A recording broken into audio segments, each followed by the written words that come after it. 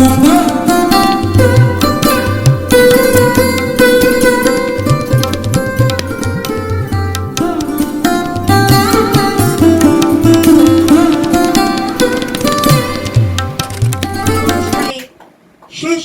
কবিতা বলতে আসছে আমাদের কোচিংয়ের একজন ছাত্র রূপম দাস, তার জন্য জোরে হাততালি হয়ে যায়।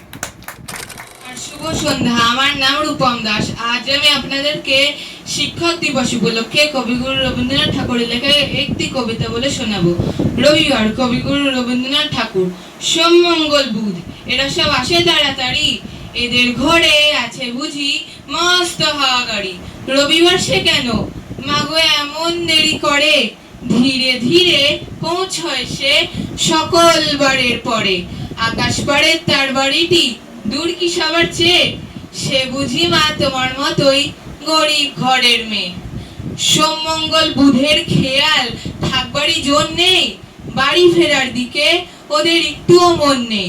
রবিবারকে কে যে এমন ভীষণ তাড়া করে, ঘন্টাগুলো বাজায় যেন আধ ঘন্টা পরে। আকাশ পাড়ের তার বাড়িটি দূর কি সবার চেয়ে, সে বুঝি মা তোমার মতোই গরিব ঘরের মেয়ে। খুব সুন্দর, জোরে হাততালি।